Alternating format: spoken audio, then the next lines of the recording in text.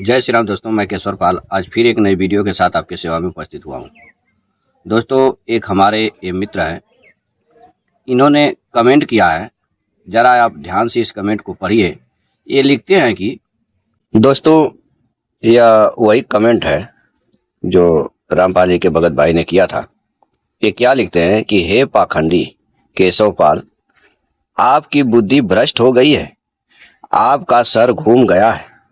कबीर ने अपने आप को ही परमात्मा कहा है। देख लीजिए प्रमाण, आप निरे ही झूठे हो। अभी भी समय है, सुधर जाओ। कबीर की शरण में आ जाओ, तुझे कोई भी श्राप नहीं लगेगा। ठीक है, तो यह वीडियो जो हमने बनाया था कल, रामपाल जी नहीं जानते त्रिदेवों का सत्य ज्ञान, यह उन्हीं भाई का कमेंट है। और फिर आज मैं इसी कमेंट के ऊपर यह वीडियो बना रहा हूँ। तो नीचे हमने लिखा इनको कि ठीक है, मैं आज इसी विषय पर वीडियो बनाऊंगा। तो दोस्तों, अभी आपने कमेंट पढ़ा और इन्होंने एक वीडियो का जो लिंक भेजा है, आज हम इसी पर वीडियो बनाएंगे। यह वीडियो रामपाल जी के भक्तों के द्वारा बनाई गई है और इस वीडियो में यह सिद्ध किया गया है कि कबीर साहब माँ के गर्भ से पैदा नहीं हुए थे। हमने इसके पहले यह वीडियो बनाया था और उसमें दिखाया था कि कबीर साहब माता के गर्भ से पैदा हुए हैं। तो सवाल यह है दोस्तों कि किसी ग्रंथ में लिखा है कि कबीर साहब माता के गर्भ से पैदा हुए थे और किसी ग्रंथ में ऐसा लिखा है कि कबीर साहब माता के गर्भ से पैदा नहीं हुए थे। तो ऐसा क्यों है? इसमें से झूठ कौन है और सही कौन है? तो इसमें से दोस्तों दोनों सही है, कोई झूठ नहीं है। कबीर साहब माता के गर्भ से भी पैदा हुए थे और कबीर साहब माता के गर्भ से पैदा नहीं हुए थे। ये दोनों चीज है। और हर कोई, सिर्फ कबीर साहब ही नहीं, हर कोई माता के गर्भ से पैदा भी होता है और माता के गर्भ से नहीं भी पैदा होता है। बस बुद्धि विवेक नहीं है, इसलिए हम समझ नहीं पाते कि कैसे हम माता के गर्भ से पैदा होते हैं और कैसे हम माता के गर्भ से नहीं पैदा होते हैं। तो इस चीज को समझने के लिए दोस्तों, सबसे पहले तो यह जानना होगा कि हम आखिर है कौन, हम कैसे बने हैं। दोस्तों, हम दो चीजों से मिलकर बने हैं।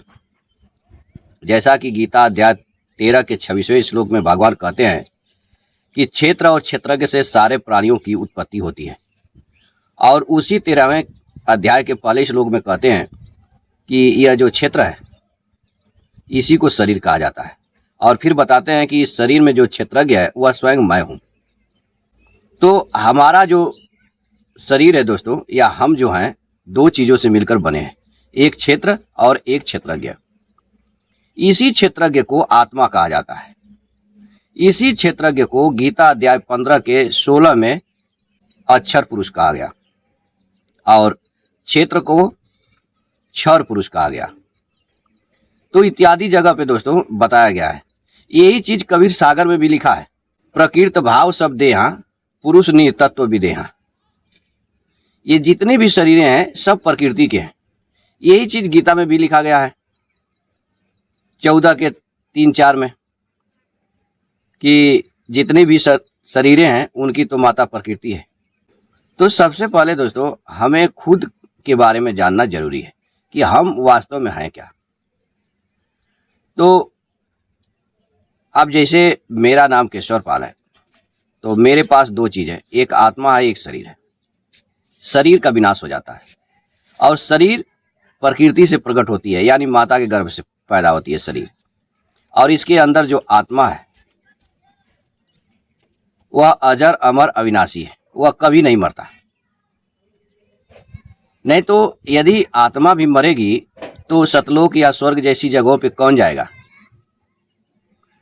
तो सबसे पहले आपको ये निर्णय करना पड़ेगा आप वास्तव में हैं क्या। तो कबीर साहब यहाँ पे निर्णय कर चुके हैं। जहाँ पे वो कहते हैं कि मैं माता के गर्भ से पैदा होता हूँ, तो वहाँ पे अपने शरीर की बात करते हैं। और जहाँ पे कहते हैं कि मैं माता के गर्भ से पैदा नहीं होता, वह अपनी आत्मा की बात करते हैं, अपने चेतन तत्व की बात करते हैं। चेतन तत्व किसी माता के गर्भ से पैदा नहीं होता। आत्मा न किसी जन्म में पैदा होती है, न मरती है, न इसको कोई शस्त्र काट सकता है, न पानी गला सकता है, न आग जला सकती है, न हवा सुखा सकता है, इत्यादि गीता में लिखा हुआ है। उसी चीज को कबीर साहब बार बार कह रहे हैं। कबीर साहब ये नहीं कि हवा में उड़ा के बात कर रहे हैं, वो अपने चेतन तत्व की बात कर रहे हैं, लेकिन वास्तव में हम समझ नहीं पाते कबीर साहब कहना क्या चाह रहे हैं। ठीक है, तो आज इस वीडियो में हम आपको दिखाएंगे कि वास्तव में क्या चीज़ है। तो चलिए वीडियो को शुरू करते हैं। पहले भगत भाई की पहली वीडियो को देखते हैं और देखते हैं कि इनका विचार क्या है, इसमें ये कहना क्या चाह रहा है। ठीक है, साथियों, कबीर साहब ने अपने ग्रंथ है कबीर शब्दावली, कबीर साखी, कबीर सागर और कबीर बीजक में अपने प्रकट होने के बारे में बताया है। जैसे कि कबीर शब्दावली के भाग 2 पृष्ठ 47 और 63 में वाणी आती है कि काशी में हम प्रकट भये, रामानंद चिताए, समर्थ का परवाना लाए, हंस उबारन आए, छर अक्षर दोनों से न्यारा, सोई नाम हमार, सार शब्द को ले के आयो, मृत्यु लोक मंझार। यानी कबीर शब्दावली की इन चंद लाइनों ने क्लियर कर दिया कि कबीर साहब प्रकट हुए थे और किस उद्देश्य से आए थे। तो दोस्तों, अभी आप रामपाल जी के इस भगत भाई की वीडियो को ध्यानपूर्वक सुना और इन्होंने क्या दिखाया कि कबीर शब्दावली भाग 2 पृष्ठ संख्या 47। ठीक है, तो इन्होंने यहाँ पे एक बाणी पढ़ करके इसमें थोड़ा सा सुनाया आपको कि काशी में हम प्रकट भय, रामानंद चिताए। यानी यहाँ पे कबीर साहब कह रहे हैं कि मैं काशी में प्रकट हुआ और रामानंद जी ने हमको चेताया, मतलब ज्ञान दिया। ठीक है, लेकिन भगत भाई इसमें नीचे यह नहीं समझ सके कि वास्तव में यहाँ पे रहस्य किस चीज का बताया जा रहा है। जब पूरा इसको पढ़ेंगे तब आपको समझ में आएगा। तो हमारे पास यह ग्रंथ है नहीं और हमने नेट पे खोजा था, मगर इतना ज़्यादा कबीर साहब के नाम पे ग्रंथ हैं कि हमको यह मिल नहीं पाया, तो मैं इसलिए इसमें से नहीं दिखा सकता। तो इसमें ही थोड़ा सा मैं आपको पढ़ के सुना देता हूँ और फिर आप विचार करिए। यहाँ पे देखिए लिखा है कि साहिब हम में साहिब तुम में, जैसे तेल तिलन में, मत कर बंदा गुमान दिल में, खोज देख ले तन में। ठीक है, यहाँ पे जब कबीर साहब प्रकट होते हैं और रामानंद जी से मिलने जाते हैं तो रामानंद जी उनको चिताते हैं। ठीक है, यहाँ पे यानी उनको ज्ञान देते हैं। क्या ज्ञान देते हैं कि साहिब हम में साहिब तुम में, जैसे तेल तिलन में। यानी परमात्मा हमारे अंदर भी है कबीर, और परमात्मा तुम्हारे अंदर भी है। अब वह कैसे है? जैसे तिल में तेल है। ठीक है, जैसे तिल के दाने में तेल होता है, वैसा ही हमारे और तुम्हारे अंदर परमात्मा है। इसलिए हे कबीर, हे बंदा, ये देखिए बंदा यानी कबीर, तुम अपने दिल से गुमान को त्याग दे और अपने शरीर में, तन में खोज ले। किसको? परमात्मा को। ठीक है, तो यहां पे दोस्तों परमात्मा को कहां बताया गया है? हृदय के अंदर। और गीता अध्याय 18 श्लोक 61 में भगवान क्या कहते हैं कि ईश्वर हर प्राणियों के हृदय में स्थित है। ठीक है, यह नहीं कि वह सतलोक में कुर्सी लगा के बैठा हुआ है। तो इन भाई साहब को यह भी दिखाना चाहिए, लेकिन इनको क्या दिखाना है कि कबीर साहब माता के गर्भ से पैदा नहीं हुए और रामकृष्ण माता के गर्भ से पैदा होते हैं, इसलिए वो भगवान नहीं है। इनको यह चीज बताना है। ठीक है, तो चलिए हम फिर इनकी आगे की वीडियो को सुनते हैं। इसी प्रकार अब देखते हैं कबीर साखी में परिचय का अंग नाम के चैप्टर में वाणी आती है कि काया सीप संसार में, पानी बूंद शरीर, बिना सीप के मोतिया, परगटे दास कबीर, धरती हती नहीं पग धरूं, नीर हता नहीं नाहूं, माता तय जन्म्या नहीं, छीर कहां से खा। तो अभी दोस्तों इस भगत भाई की वीडियो को आपने देखा और भगत भाई ने कबीर साखी ग्रंथ परिचय को अंग, एक यह ग्रंथ है जो मेरे पास नहीं है, नहीं तो मैं सीधा आपको ग्रंथ ही दिखाता।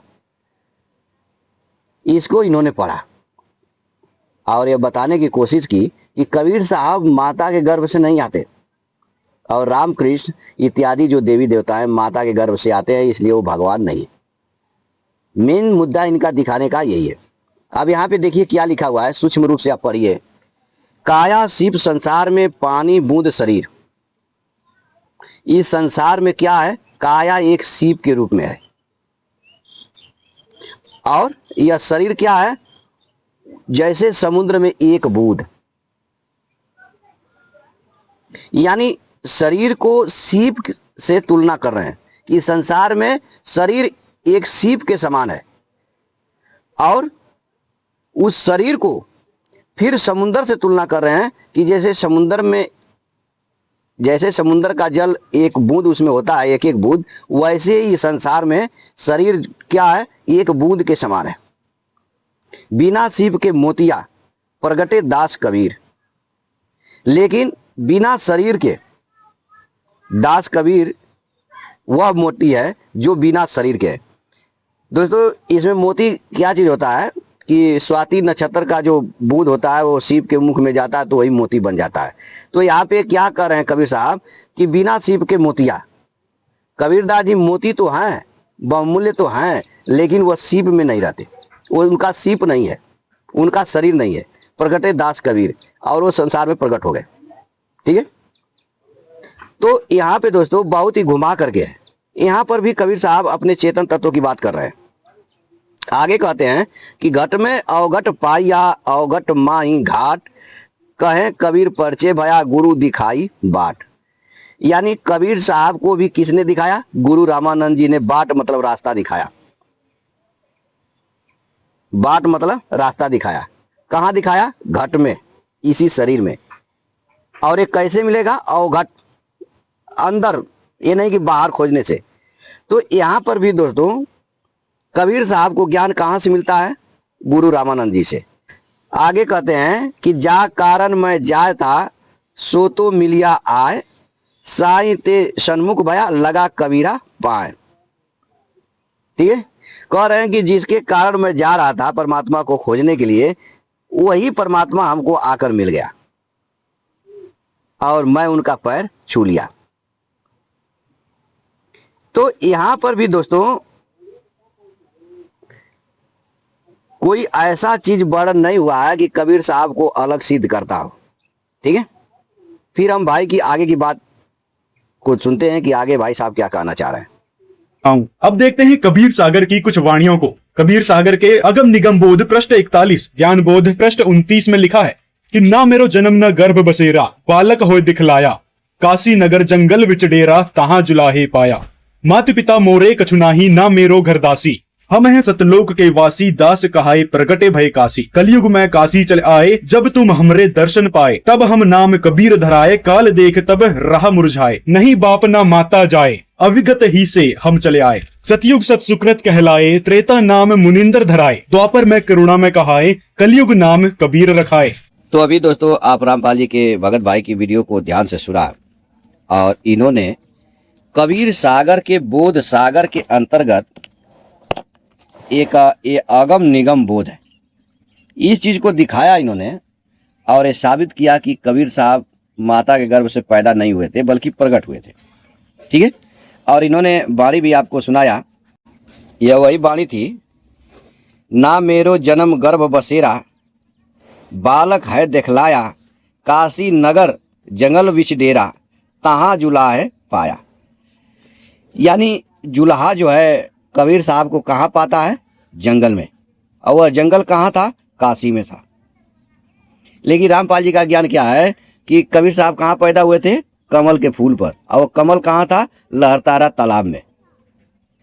ठीक है, तो यहाँ पे दोस्तों इधर उधर करके लोगों ने लिखा है, इन कबीरपंथियों ने, केवल मूर्ख बनाने के लिए।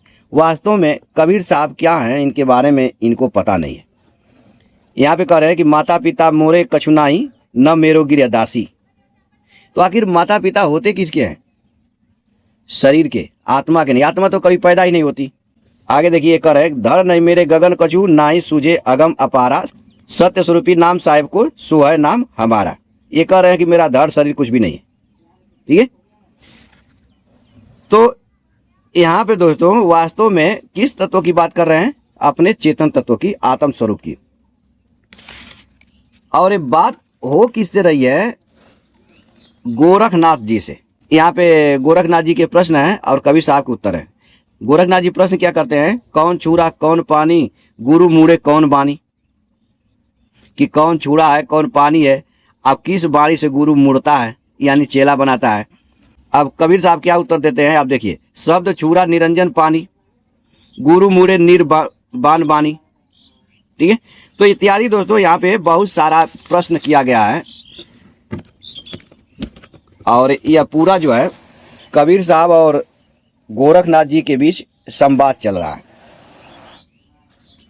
अब यहाँ पे कबीर साहब से यहाँ पे एक पूछ रहे हैं गोरखनाथ जी, शब्द कहाँ से आया कहो शब्द को विचार, नहीं तो तिलक माला धरो उतार। यानी जब कबीर साहब गुरु रामानंद जी को अपना गुरु बना लेते हैं तो उन्होंने इनको जो है तिलक और माला दे दिया था। ठीक है, जैसे आज संत होते हैं जिनके गुरु जी जैसे तिलक लगाते हैं वैसे ही उनके शिष्य भी तिलक लगाते हैं। तो उसी चीज़ को यहाँ पे गोरखनाथ जी कह रहे हैं कि तुम बताओ कि शब्द कहाँ से आया और उस शब्द का विचार करो, अब विचार करके हमको बताओ, नहीं तो अपना तिलक और माला रख दो, उतार करके रखो। ठीक है, तो यहाँ पे क्या कह रहे हैं कबीर साहब कि शब्दे धरती शब्दे आकाश शब्दे पांच तत्वों के वास, कहें कबीर हम शब्द से नहीं शब्द न मिल से बिन से देही। ठीक है, अब यहाँ पे शब्द क्या चीज होता है, स धन बद। स माने वह, बद माने बोलने वाला, वह जो बोल रहा है उसको भी शब्द कहते हैं। यानी जो ये आत्म तत्व चेतन तत्व शरीर के अंदर बोल रहा है इसको भी शब्द कहते हैं। आइया जो बोल रहा है, जो शब्द निकाल रहा है, दो या दो से अधिक अक्षरों को मिलाकर शब्द बनते हैं, वह भी शब्द कहा जाता है। ठीक है, जैसे हम कबीर सागर बोलेंगे तो यह अक्षरों को मिलाकर के एक शब्द निकला, तो यह इसको भी शब्द कहेंगे। और इसको जो बोला कबीर सागर जिसने बोला उसको भी शब्द कहते हैं, उसी को आत्मा कहते हैं। और साधु करी भाषा में उसी को शब्द कहते हैं। ठीक है, तो इत्यादि जो है यहाँ पे बात हुआ था। अब फिर भाई ने एक और बारी आपको दिखाया। फिर इन्होंने इस कबीर सागर के ज्ञान बोध के 29वें पृष्ठ पर एक यह बाणी दिखाया, आप इस फोटो कॉपी में पढ़ भी सकते हैं। हम हैं सतलोक के वासी, दास कहा है प्रकट भय काशी। ठीक है, तो इसको ये इन्होंने सिद्ध कर दिया कि कबीर साहब जो है कि सतलोक में वास करते हैं, वहां से आ रहे हैं। ना कोई वर्ण ना कोई वेशा, सत्य पुरुष थे हम देशा। हम कहाँ थे, सत्य पुरुष के देश में थे। तो इससे भी सिद्ध होता है कि सत्य पुरुष कोई दूसरा है, कबीर साहब दूसरा है। तो यहाँ पे दोस्तों फिर इन्होंने ये भी दिखाया कि कलयुग में काशी चली आए, जब हमारे तुम दर्शन पाए, तब हम नाम कबीर धराए, काल देख रह मुरझाए। यानी जब धर्मदास जी को दर्शन होता है, काशी में आते हैं, उस समय इनका नाम कबीर रहता है। कबीर नाम से सतलोक में कुर्सी पर नहीं बैठते। ठीक है, आगे नीचे इन्होंने लिखा भी कि द्वापर में करुणामय कहा है, कलयुग नाम कबीर रखा है। तो इनका कबीर नाम कब पड़ता है, कलयुग में। और रामपाल जी क्या कहते हैं कि कबीर साहब वहाँ पे कुर्सी लगाकर बैठे हुए हैं सतलोक में। लेकिन इसमें थोड़ा सा हम आपको और पढ़ाते हैं, जो कभी ये रामपाल जी उनके चेले नहीं पढ़ाते हैं। आप यहाँ पे देखिए, यह पृष्ठ संख्या 34 है ज्ञान बोध का, बोध सागर का। इसमें लिखा है कि आदि नाम है अजर शरीरा, तन मन से ग सत्य कबीरा, जो गए धर्मदास कबीरा, सो पावे सुख सागर तीरा। काया वीर नाम है धीरू, सब घट रहे समाय। यहाँ पे कबीरू होना चाहिए, बीरू क्यों लिखा है। यानी सभी घटों में जो वास करते हैं वो कबीर है। ठीक है, निज ही शब्द कबीर है सारा, जाका है निसकल पसारा। यह सारा किसका है, पसारा है कबीर का। अब आगे देखिएगा, एके रूप सब पूर्व, एका एक भाव द्वितीया नहीं देखा। इस पूरे संसार में एक ही शब्द है, दूसरा कोई नहीं है। यानी इनके कहने का अर्थ है कि पूरे संसार का निर्माण करने वाला एक ही है। कैसे द्वितीया कहे सोई द्वितीया, भ्रम मिटे सब कोई। अगर कोई दूसरा कहता है कि दूसरा कोई है तो वह भ्रम में है। ठीक है, एक ही हम तुम एक शरीरा, एक शब्द है मति के धीरा। यह कबीर साहब धर्मदास जी से कह रहे हैं कि हम तुम एक ही शरीर है, एक ही शरीर में हम और तुम दोनों वास करते हैं। एक शब्द में मति के धीरा, एक ही शब्द में हम रहते हैं दोनों। दूसर भाव नहीं है आशा, सोई कबीर सोई धर्मदासा। जो कबीर है वही धर्मदास है, जो धर्मदास है वही कबीर है।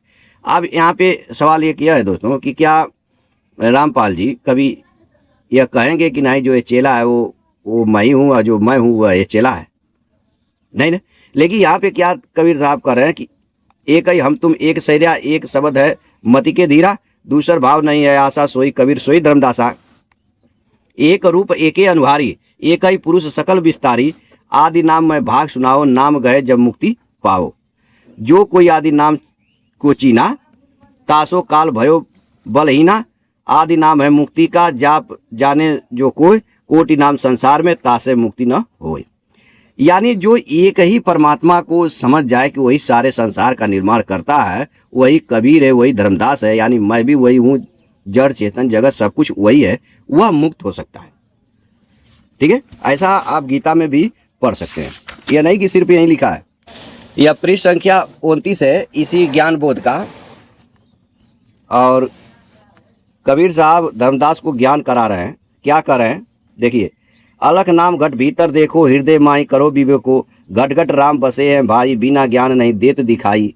अनुभव ज्ञान प्रकट जब होई, आत्म राम चिन्ह है सोई। आत्म राम चिन्ह जब पावा, सकल पसारा मेट बहावा। ये नयन से देखो भाई, जब तुमको वह राम दिखाई। सब घट व्यापक सबसे न्यारा, सोई राम है जीव मझारा।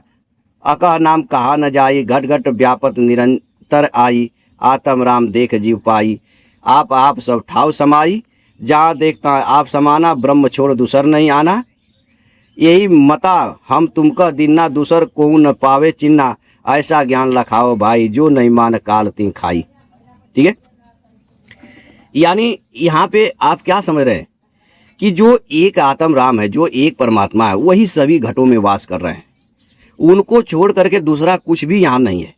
लेकिन रामपाल जी के ज्ञान में क्या है कि 21 ब्रह्मांड तो काल को दे देते, 7 संग ब्रह्मांड अक्षर पुरुष को दे देते, अनंत ब्रह्मांड कबीर साहब को दे देते। ठीक है, तो यहाँ पे दोस्तों इन भाइयों को क्या चीज़ दिखाना है, केवल उतना ही दिखाना है जितना से लोग गुमराह हो सके। ठीक है, बहुत कुछ इसमें लिखा है। यहाँ पे थोड़ा सा देख लीजिए 40 में। जाकर दिव्य ज्ञान प्रकाशा, आप ही में सब लोक निवासा। लोक आलोक शब्द है भाई, जिन जाना तीन सन से जाई। तत्व सार सुमरन है भाई, जाते काल की तपन बुझाई। यानी यह लोक आलोक क्या है, शब्द है। शब्द कौन, स्वयं परमात्मा। ठीक है, इसी चीज को गीता में भगवान